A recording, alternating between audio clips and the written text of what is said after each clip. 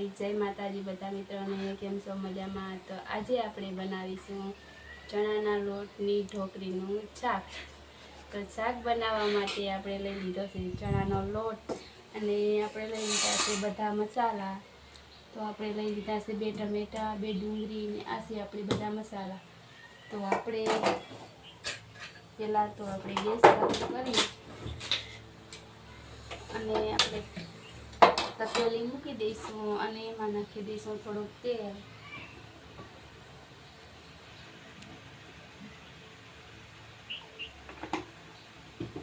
તેલ ગરમ થઈ જાય એટલે આપણે જે વાટકો ભરીને ચણાનો લોટ લીધો છે એ જ વાટકામાં આપણે પાણી લઈશું. તો 1 વાટકો આપણે લોટ લીધો તો આપણે 1 વાટકો પાણી લેવાનું છે.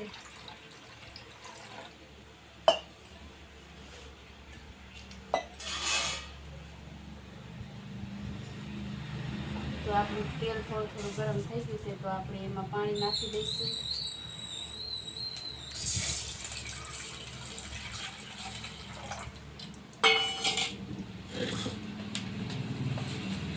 અને આપણે થોડુંક નાખી દઈશું મીઠું.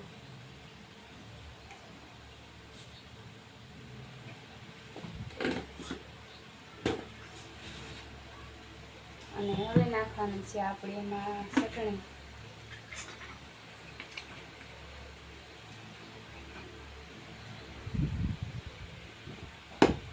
હવે આપણે પાણીને ઉકળવા દઈશું. પાણી ઉકળી જાય ત્યાં સુધીમાં આપણે ટમેટા અને ડુંગળીની ગ્રેવી કરી લેવાની છે અને થાળીમાં આપણે તેલ લગાવી અને રાખી દઈશું.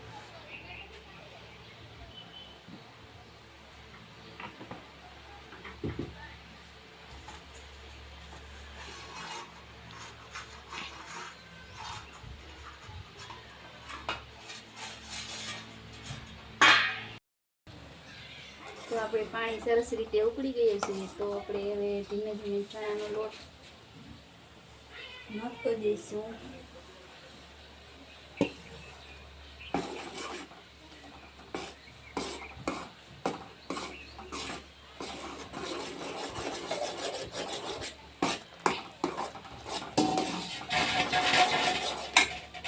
ગેસ કરી દઈશું આપણે ધીમો.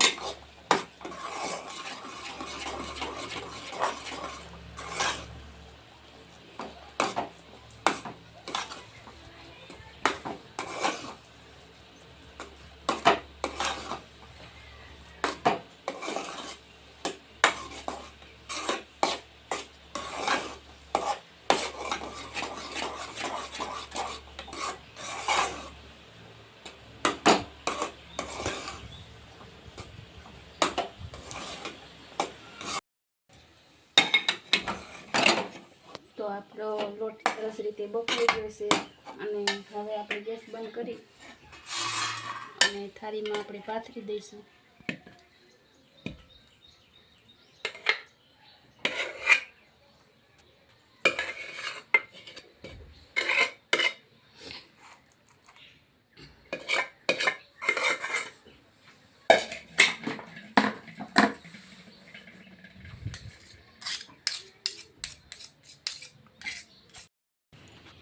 તો આપણી ઢોકળી સરસ રીતે તૈયાર થઈ ગઈ છે. તો આપણે આવી રીતે બધા પીસ કટિંગ કરીને કાઢી લઈશું. જે થોડી ધગે છે એટલે આપણે ઠરવા દઈશું. વઘાર માટે તૈયાર હજી નથી થઈ. અને આપણે લસણ પણ ફોલવાનું છે અને ટમેટા ડુંગળીની ગ્રેવી પણ કરવાની છે.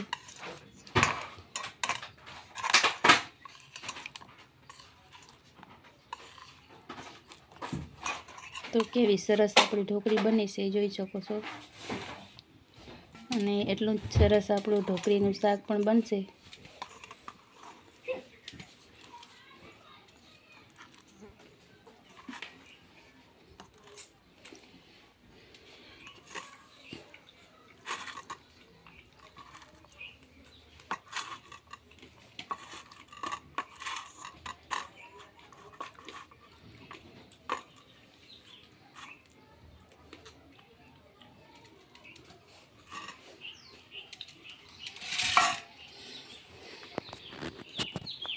તો આપણે હવે તૈયાર કરવાના છે મસાલા. તો મસાલા તૈયાર કરી લઈએ, પછી આપણે શાકનો વઘાર કરીશું. તો આપણા મસાલા પણ તૈયાર થઈ ગયા છે. તો આપણે લઈ લીધા છે 2 બાદિયા, તજ, લવિંગ, મરી અને 2 કડી પત્તા, એને તમાલપત્ર કહેવાય આપણે ગુજરાતીમાં કહીએ, અને કાશ્મીરી લાલ મિરચી પાવડર લઈ લીધો છે. અને આપણે ટમેટાં અને ડુંગળીની ગ્રેવી કરી લીધી. ગ્રેવી જરાક આખા ભાગે રહી ગઈ, કારણ કે આપણે ખાંડણીમાં કરી છે, લાઇટ વહી ગઈ એટલે આપણે મિક્સર ચાલુ નથી કર્યું. અને આમાં છે આપણે આદુ, લસણ અને મરચું, અને આપણે થોડાક આપણે લસણની કટિંગ ઝીણું ઝીણું કટિંગ કરી લઈ લીધું છે આપણે. અને આપણે તપેલીમાં તેલ પણ ગરમ થવા મૂકી દીધું છે. લાઇટ વહી ગઈ એટલે થોડુંક આપણે અંધારું લાગશે. તો આપણે તેલ ગરમ થઈ ગયું હોય તો આપણે વઘાર કરવાનું ચાલુ કરી દઈએ. તો આપણે ચેક કરી દઈએ.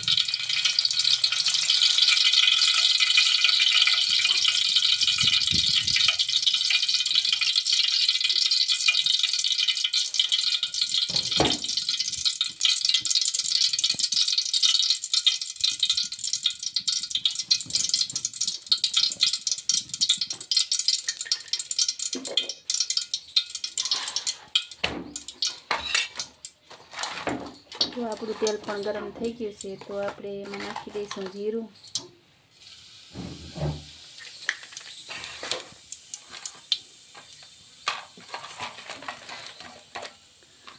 અને જે આપણે બધા મસાલા લીધા એ પણ નાખી દેવાના છે. અને ગેસ આપણે ઘડીક વાર ધીમો કરી નાખીશું.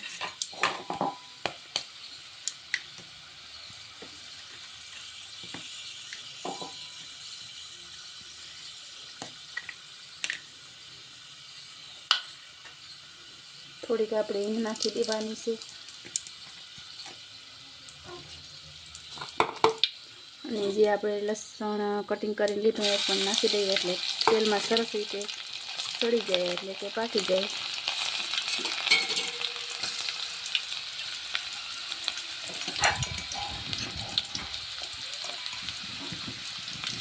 તો હવે આપણે આદુ અને લસણ મરચું જે આપણે ચૂંટેલું લીધું છે એ પણ આપણે વઘારમાં નાખી દઈશું. અને ગ્રેવી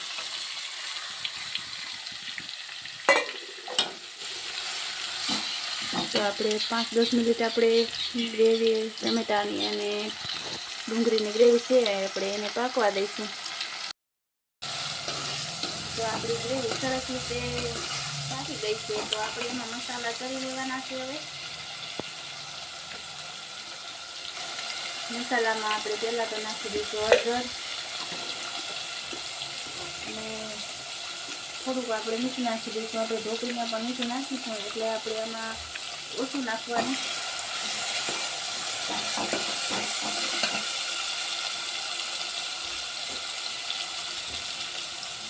થોડીક આપણે ચટણી નાખી દઈશું. જેટલું તીખું ખાતા હોય એટલું આપણે તીખું કરવાનું.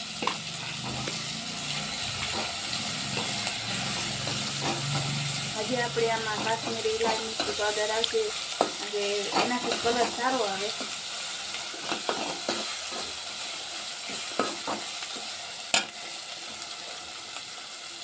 અને હવે નાખી દઈશું આપણે ચાટ મસાલો, જે આપણે ઘરે બનાવીએ છીએ ને એ જ મસાલો આપણે નાખવાનો છે. અને 1 ચમચી આપણે ધાણા જીરું પાવડર નાખી દઈશું. અને આપણે ચાટ મસાલો નાખી દઈશું.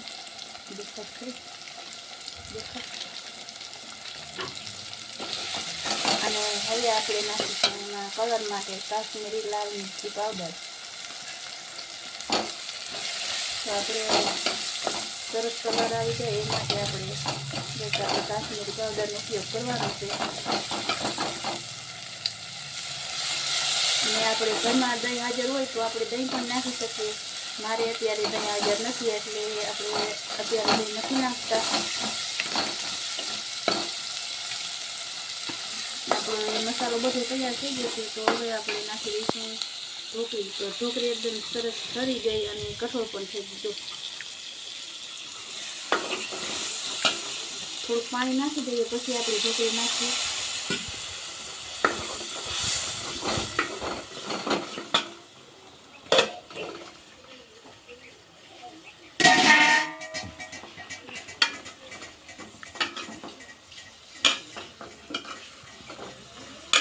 ધીમે ધીમે આપણે હળવે હાથે આપણે મિક્સ કરી લઈએ.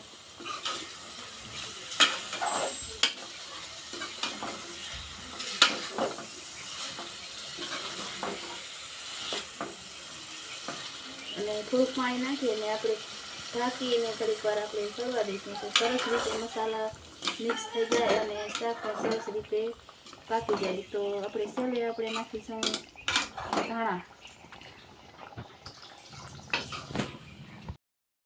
તો સરસ રીતે આપણે ઢોકળીનું શાક બનીને તૈયાર થઈ ગયું છે. તો હવે આપણે એમાં નાખી દઈશું લીલા ધાણા.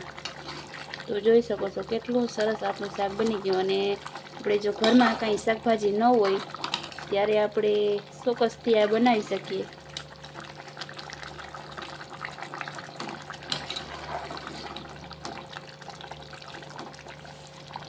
તો હવે આપણે એમાં નાખી દઈશું લીલા ધાણા.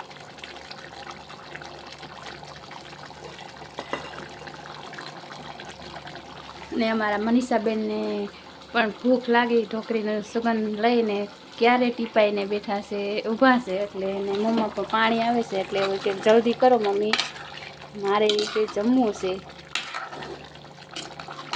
તો વિડીયો ગમે તો લાઈક, શેર અને સબસ્ક્રાઈબ જરૂર કરી દેજો. તો ફરી મળીશું આપણે નવા બ્લોગ સાથે. ત્યાં સુધી બધા મિત્રોને જય દ્વારકાધીશ, જય માતાજી, આવજો.